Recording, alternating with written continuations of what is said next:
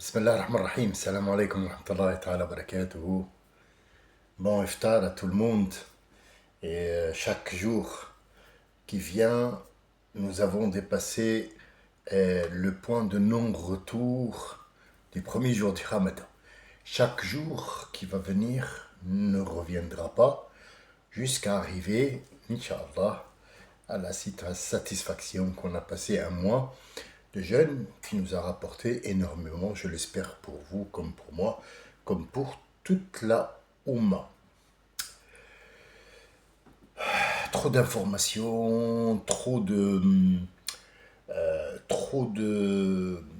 comment ça s'appelle déjà les gens autour d'un plateau, chroniqueurs qui donnent leur avis et qui sont en train d'analyser. Alors le monde entier est devenu un analyste.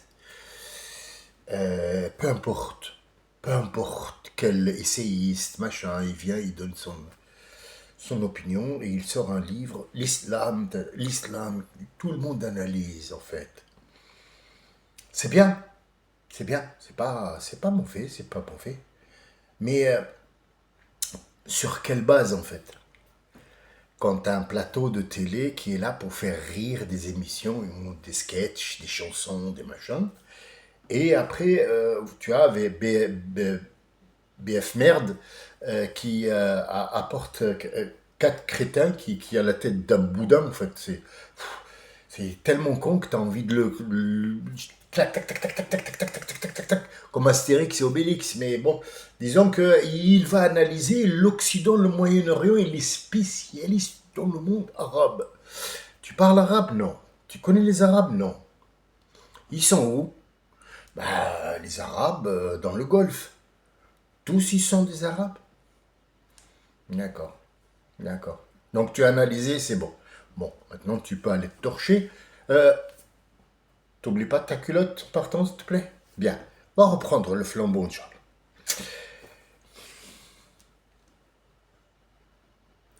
L'Amérique s'est engagée dans une guerre.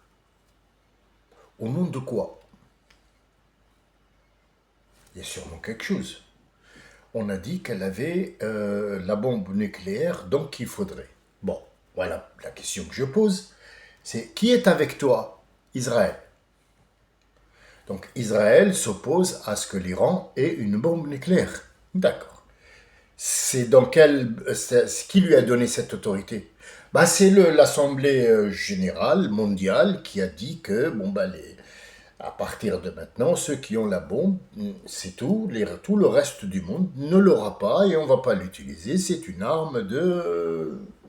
Attention, si tu m'emmerdes, je sors le joker. D'accord. Mais question, Israël, elle l'a? Oui. Qui lui a donné? La France. Avec l'ordre de qui? D'accord. Donc, si tu me dis que la France lui a donné, que la France appartient à l'Europe, donc elle a fait quelque chose qu'elle n'a pas dit aux autres. Elle a trahi les autres. Non, c'est parce que la France, elle est dirigée par Israël. Ah! Donc Israël sait donner la bombe, mais il ne faut pas la donner aux autres. C'est ça? D'accord. Donc cette guerre qui est menée au nom d'une bombe, que toi-même t'as pris illégalement, tu ne veux pas que l'autre, elle le fait illégalement aussi. D'accord. Mais comment s'appelle la guerre que mène l'Iran maintenant? On pourrait l'appeler la guerre vengeance. Ils ont tué. Qu'est-ce qu'un terroriste? Un terroriste, c'est celui où il y a les gens, ils sont tranquilles, il vient les terroriser. Alors, la question est la suivante. Excusez-moi,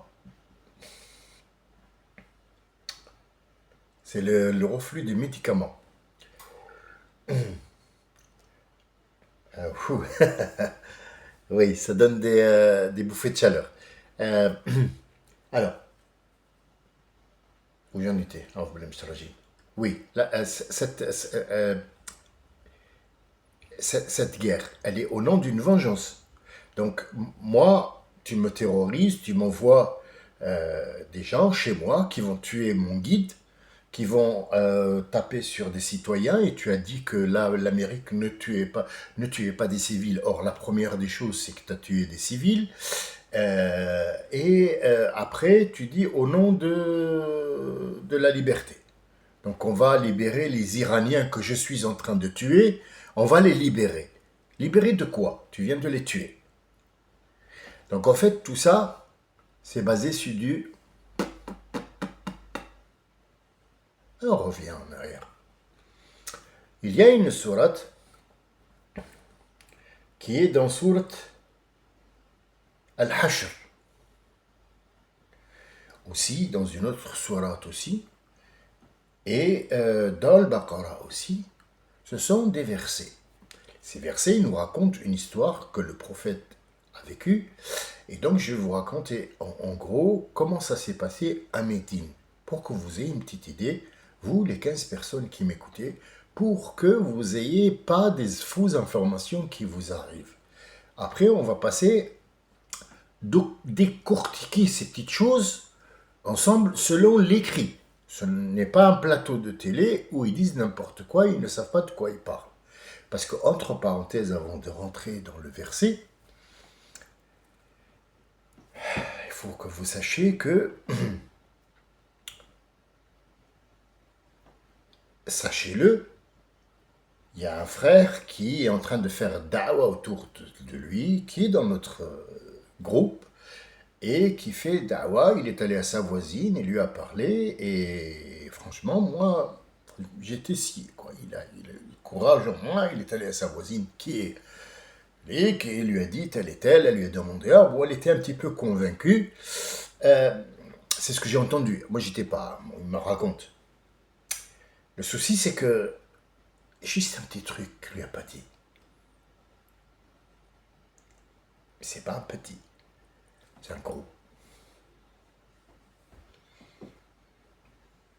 Venez, on va le voir ensemble. Jésus de Nazareth, il est de quel clan?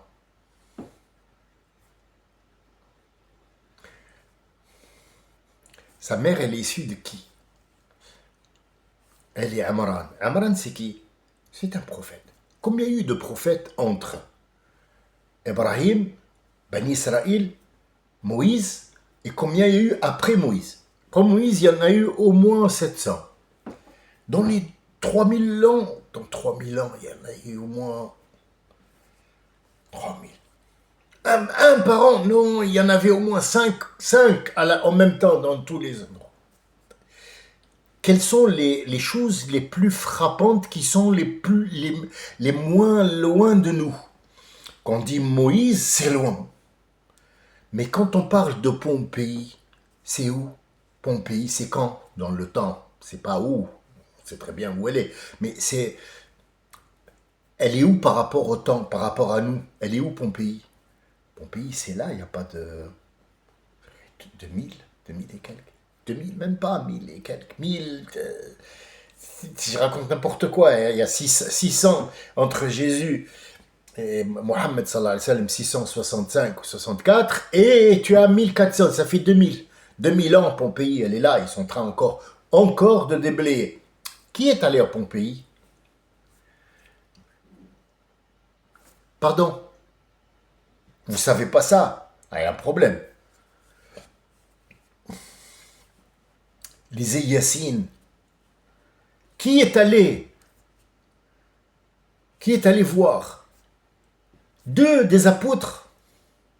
Et oui, les apôtres de Jésus. Ils sont allés les voir. Jésus les a envoyés. Et on dit, Ya qawmi tabi'ul mursalin. Ce que le prophète là, il s'appelle Jésus, il les a envoyés. On n'a pas voulu. Qu'est-ce qu'il y a eu? Un souffle. Ils ont été figés. Où tu trouves le mot figé? Regarde, Aqra. Lis Yassine. Lis-le. Lis-le, tu verras Yassine. Ça, c'est le plus loin. Non, le plus près, pas le plus loin. C'est pas le plus loin. Dis-moi, frère, pourquoi tu lui as pas dit que les Juifs les appelaient les goïs? et que les goïs c'était des chiens pour eux. Pourquoi tu lui as pas dit? Pourquoi tu lui as pas dit que le musulman respectait le français? Mais les juifs ne respectaient pas le français, il appelait le goï le chien. Pourquoi tu lui as pas montré le rabbin qui disait l'Europe, attendez, vous allez payer très cher. C'est pas un camp de concentration qu'on vous amenez, c'est sur place, on va vous égorger. Pourquoi tu lui as pas dit ça? Qui égorge? Ici, qui est l'agresseur? Ici, qui terrorise les gens? Pourquoi tu lui as pas dit que celui qui croyait en Jésus, c'est écrit dans la Torah, doit être mort? De lui qui avait une autre conviction devait être égorgé. C'est écrit où? Dans la Torah. Pourquoi tu l'as pas dit qu'un juif ne devait pas et ne doit pas, selon leur Bible ou leur livre ou je sais pas quoi, Talmud, ne devait pas rentrer dans une église? Jésus c'était qui? C'était un juif parmi eux. Elle est Amra. Et sa mère, elle a grandi dans le temple. Le temple de qui? Eh ben, dans une synagogue. Ça s'appelle un temple. Ah oui. Pourquoi les Iraniens ne tapent pas sur les soldats? Parce que quand ils tapent sur les soldats, ils vont l'accueillir dans un drapeau et ils vont faire en sorte de faire les éloges, regarder les martyrs et machin. Quel est le but de l'Iran? C'est pas l'islam, ça n'a rien à voir avec l'islam. C'est une tactique de guerre ancienne du prophète, sallallahu alayhi wa sallam. L'affaiblir économiquement d'abord. Elle leur envoie des petits drones de francs 50 et elle les laisse utiliser je sais pas comment ça s'appelle, un F, X, Y, toutes les lettres de l'alphabet pour... combien il coûte? 3 milliards. Et combien il coûte le drone qu'a envoyé l'Iran? 40 000 euros. Combien elle en a? 3 millions, 3 millions 10, je sais pas. Ça fait 20 ans qu'elle est stock. Avec des puces de téléphone toutes petites comme ça. Et elle achète où les informations? Parce que l'Amérique, elle leur a coupé. C'est la Chine. C'est un commerce ouvert, personne ne peut les empêcher, les Chinois, de vendre. Et le but, c'est quoi? L'affaiblir. Tous les jours, l'Amérique perd à peu près 50, voire 60 milliards. Entre la paye, le mazout, le machin, le truc, les bombardements, les télactiques, payer les satellites, tu crois que Elon Musk leur donne gratuitement? Ils achètent ça. Ils achètent la bouffe, le carburant, le truc, et donc, en fait, les menaces, la télévision, tout ça. Tu lui as pas dit? Il faut lui dire, frère. Tu as tout dit. Sauf ce petit détail qui change tout. Tu lui as dit comment on l'appelait, nous? Nous, on les appelait les Français. On a de l'amour pour eux. C'est écrit « Antum tuhibbunahum wa hum la yuhibbunakum » Vous avez de l'amour pour eux, mais eux, ils vous aiment pas. Tu vois, frère?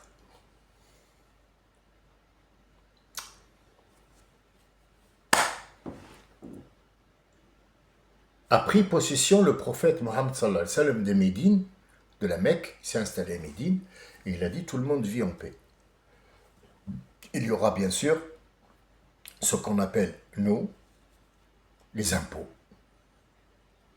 Alors, qu'est-ce qui a changé en France, honnêtement? Croyez-moi, ces informations-là, c'est pareil que si je vous disais la salette, la zakat, la machin, c'est pareil. Parce que tout déverse dans un même endroit. Qu'est-ce qui a changé? Nous sommes toujours avec un pharaon qui est entouré d'une cour où il y a des courtisans, des crétins, des marquis, des seigneurs, je ne sais pas quoi qui sont autour. Et il y a la bassesse en bas du château, où tous les discréments vont en bas et que tu as les fouilles merdes qui veulent manger. Mais d'où vient le manger du en haut? Il vient d'en bas. Celui d'en bas, il va travailler pour que celui d'en haut, il bouffe, lui et la cour, et ils se font courtiser. Et en bas, ils bouffent de la merde, mais ils produisent pour que. Eh oui, ils sont toujours dans la boue, dans la misère, il pleut, il fait froid, machin, c'est nous. On donne à cet État qui va donner à son supérieur qui s'appelle l'imbécile.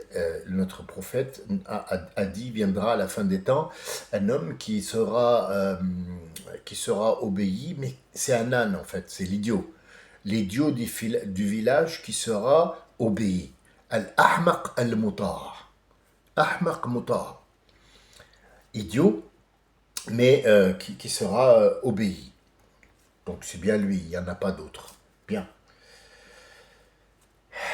Qu'est-ce qui est écrit? Écrit que le prophète salam leur a donné du feu vert pour vivre parmi eux, sauf qu'ils devaient payer al-jizya. Elle consiste à quoi?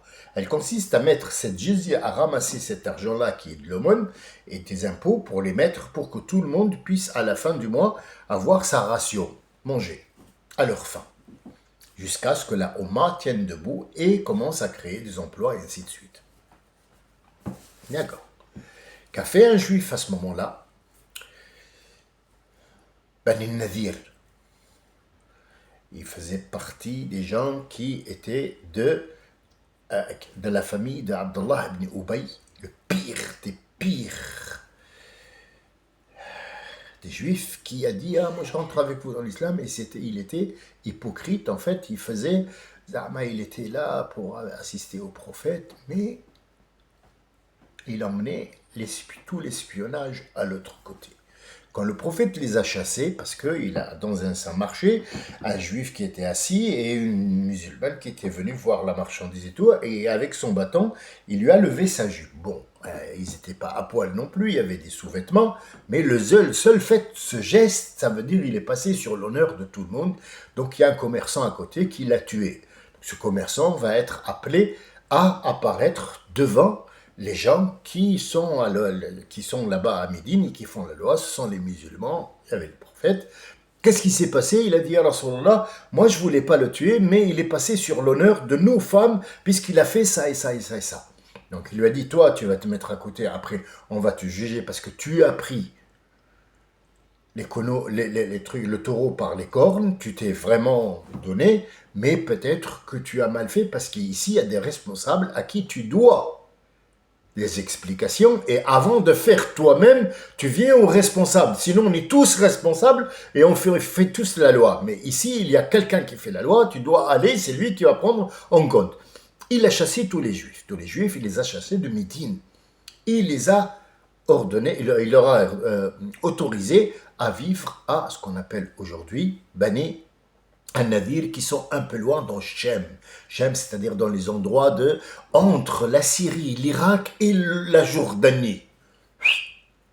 Vous dégagez. Ça fait la 3e fois qu'ils sont jetés de ce qu'on appelle l'Arabie Saoudite. Ils ont interdit de Al-Quds là-bas, puisque Al-Quds, il était sous domination musulmane. Donc, ils sont pour la 3e fois en exode à cause de un qui va pourrir la vie des autres. Cette histoire est là, écrite dans le Coran. Si cette histoire dans le Coran, elle servait juste à nous dire, on aurait laissé cette histoire dans les livres qui nous reflètent le trajet qu'a fait le prophète et ce qui s'est passé à ce moment-là. Mais ça, c'est du Coran. Le Coran, quand il dit quelque chose, il te raconte une histoire, c'est une parabole. Derrière la parabole, tu ouvres, tu vas trouver une bibliothèque. Pourquoi il nous raconte cette histoire? Entre 5 versets, il nous raconte cette histoire. Parce que les Juifs, comme vous le savez, la première des choses qu'ils savent faire, c'est pleurer. Il ne t'attaquera jamais de face. Jamais. Au grand jamais. Peu importe karatéka, je sais pas quoi. Jamais, parce que il est ce qu'on appelle une merde. Il a trop peur. C'est un peureux. Il n'attaquera qu'en bande, en meute. Et surtout, avant la meute, il faut absolument qu'il t'attaque avec une meute et qu'il court se cacher derrière un mur. Ce mur qui est dans cette verset, ils ont cru, je vais vous le traduire tout de suite, ils ont cru que leur fort et leur muraille va les sécuriser. Ils mettent du béton. Et Allah a secoué ces murailles sous leurs pieds. Mais avant que le mur ne se secoue et leur tombe dessus, batha fi qulubihim ar-ru'b. Ils ne se sont pas fait confiance. Commence le stress intérieur de est-ce qu'entre nous il y a un espion? Donc ils vont s'accuser mutuellement. Aucun d'eux n'a fait faire confiance à l'autre. La guerre du trône. L'épisode guerre des trônes. Donc chacun a un chitan dans sa poche. Chacun a fait un plan bien détaillé pour l'autre. À l'aide de qui? À l'aide de musulmans à l'intérieur d'eux.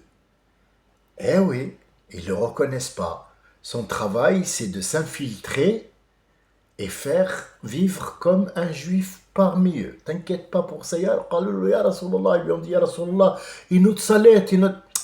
Tu es en salette. C'est ça kamikaze. Kamikaze, c'est pas s'exploser. Non. Non, ce qui va, c'est être informé de ce qui se passe. Combien ils ont d'hommes de l'autre côté? 50, d'accord. Mais qui t'a dit? On n'a pas de satellite, nous. Ah, il n'y avait pas de satellite avant. Il y avait toujours les espions. Jusqu'à aujourd'hui, il y a toujours des espions. Le Caire est un nid d'espions. Le Nord-Afrique est un nid d'espions. Le Maroc, ils y habitent, les espions.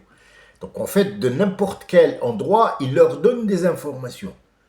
Et ce jour-là, ils ont cru que ce qu'ils ont bâti comme mur va les mettre en sécurité. Mais avant, quoi que ce soit, il les a anéantis entre eux. Et ceux qui mettaient les poudres, ce sont les musulmans qui étaient là-bas. Ils s'étaient envoyés, c'est leur travail. C'est leur ça. Mettez le feu entre eux pour que, poum, ça éclate. Quand ça a éclaté de l'intérieur, ça a fait le tremblement, tout est tombé, c'est une parabole. C'est une parabole. C'est plus loin que ça. C'est pas un mur qui tombe. Non, non. C'est pas, le mur est m'a tombé dessus. Non, non. Leur fondation de l'intérieur est en train de tomber. Pourquoi? L'Iran, c'est la guerre de l'Iran, n'a pas de nom. Je défie n'importe qui d'entre vous qui va me dire au nom de quoi l'Iran mène une guerre. Alors, Hezbollah, l'autre il nous dit ouais, parce que. Pas du tout. Pas du tout. C'est des frappes chirurgicales un petit peu partout. On vous dit pas tout. On vous cache tout. Vous ne voyez que ce qu'ils veulent vous montrer. La vérité, c'est que tout est organisé, ça fait 20 ans qu'ils attendent et ils ne savent pas quand ça va être déclenché. Et l'autre, le gros, l'âne avec des oreilles, a été entraîné par un rat qui s'appelle Benjamin Netanyahu, qui va mener la destruction d'Israël. C'est le commencement l'escalade qui va, ils vont rester en train de tomber jusqu'à l'anéantissement complet où Jésus reviendra et il va leur dire bonjour, je m'appelle Jésus, je suis là pour vous anéantir. Eh ouais, vous avez cru m'avoir tué? Eh ben non, je suis encore là.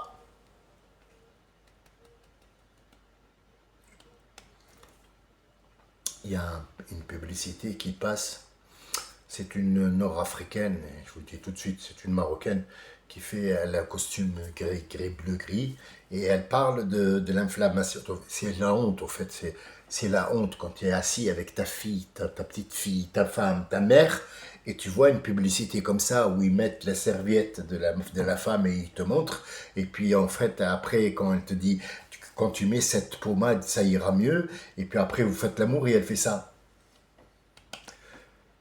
C'est ça, ça s'appelle une guerre. Ça s'appelle une destruction mentale et morale.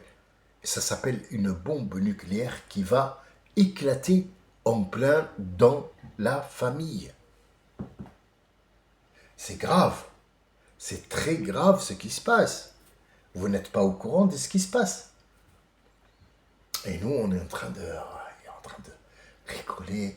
Et le comique Bader et le comique Jamel Debbouze et le comique Et notre vie, elle est passée du vrai au comique. C'est quoi cette histoire? Alors, si vous voyez que j'ai pas le punch pour vous raconter comme d'habitude, c'est que je vous prépare à décortiquer cette ayah. Mais pour ça, il faut d'abord que vous allez la lire, que vous allez voir qu'est-ce qui est écrit et qu'est-ce que vous allez voir, comment ça va se passer. Je vais vous dire un hadith. Alors, au passage, il y a quelqu'un qui m'a écrit les oiseaux partent pour manger et reviennent le ventre plein par la grâce de Dieu qui les fait voler. En fait, c'est un verset coranique, c'est pas un hadith, et c'est plus vaste, plus grand que ça, parce que c'est pas le but qu'un oiseau parte et revienne le ventre plein, c'est autre chose. L'oiseau, c'est une parabole, le ventre plein, c'est une parabole, et celui qui donne, c'est une parabole aussi qui nous concerne pour nous, pour qu'on sache. Chacun de nous doit se reconnaître dans ces ayats-là, et chacun de nous voit midi à sa porte. Alors, avant d'aller à l'ayah, je sais que vous allez me dire, ah, il est chiant, mais donne-nous l'ayah. Oui, mais si je te la donne comme ça, tu t'en souviendras pas. Il faut que je te la prépare. Il faut que je te dise les points là où il faut pas, et là où il faut y aller exactement, pour que je te laisse y aller découvrir toi-même. Si je te la dis, je te la donne, je ne deviens pas mieux que ceux qui les apportent dans les plateaux de télé, à dire oui, je crois que non, mais tu fermes ta gueule, tu crois rien du tout, rien du tout. Pour moi, c'est pas des informations, c'est un plateau où il y a des 4 crétins et un qui fait oui, toi, qu'est-ce que, oui, non, attends, vas-y, toi, qu'est-ce que tu as à dire? Oui, non, mais comme de Malherbe. Hein? Et vous me dites que elle croit qu'en fait c'est la France l'a mis pour qu'elle parle au nom de tous les Français. Moi je t'ai jamais demandé de parler à ma place parce que je sais pas qui tu es et tu fais ton travail, c'est tout. Tu veux être quelqu'un d'important ou une personne importante, mais fais-le, mais ne le fais pas sur mon dos à moi. Tu comprends ce que je veux dire? Midi à sa porte.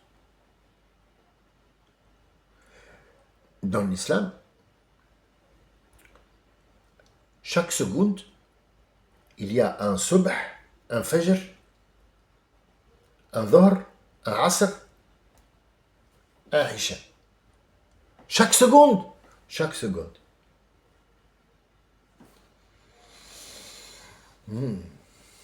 Ton histoire, elle est bizarre là.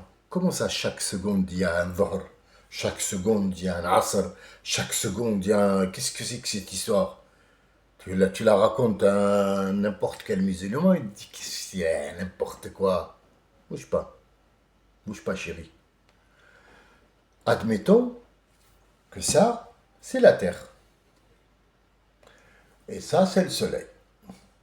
Et ma main, c'est l'ombre. Alors, l'ombre du Soleil, chaque fois que le Soleil bouge, l'ombre bouge aussi dans l'autre sens.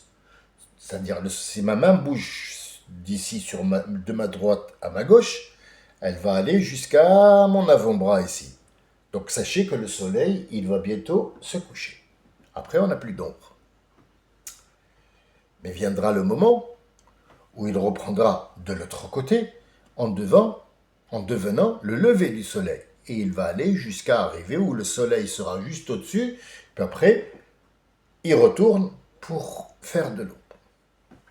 Cette ombre-là, quand il est par exemple dans une, disons, 6 rue Chevalier-Paul. Je ne sais pas s'il existe cette rue. 6 rue Chevalier-Paul. Dans 6 rue Chevalier-Paul, il vous faudra 2 heures pour traverser toute cette rue.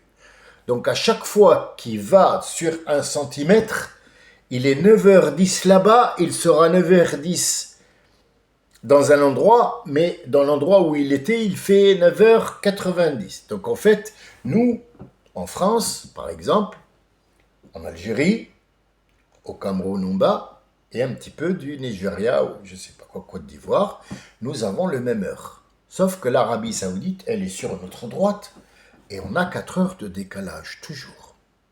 Donc le jour où vous entendez que c'est l'Aïd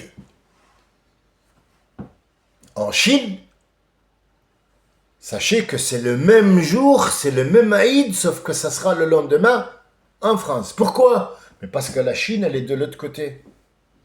Et pour arriver à nous, quand eux, ils dorment, ça y est, c'est bon, ils sont vélaïdes, ils ont dormi parce que c'est la nuit est tombée. Chez nous, on se lève pour aller faire la prière, c'est l'Aïd. Donc en fait, chaque porte du monde, midi passera devant. Et au moment où c'est l'Asr quelque part d'autre. Au moment où c'est le Maghrib, il est quelque part d'autre. Où il dit Allahu Akbar ici, il dit Allahu Akbar là-bas, il dit Allahu Akbar là-bas. Le mu'adhan, Allahu Akbar, chaque seconde, il y a un mu'adhan qui dit c'est l'heure. Et pourtant, toi, ça y est, tu as fait l'Asr, tu attends que le Maghrib, parce que tu es sur place, c'est le temps qui passe.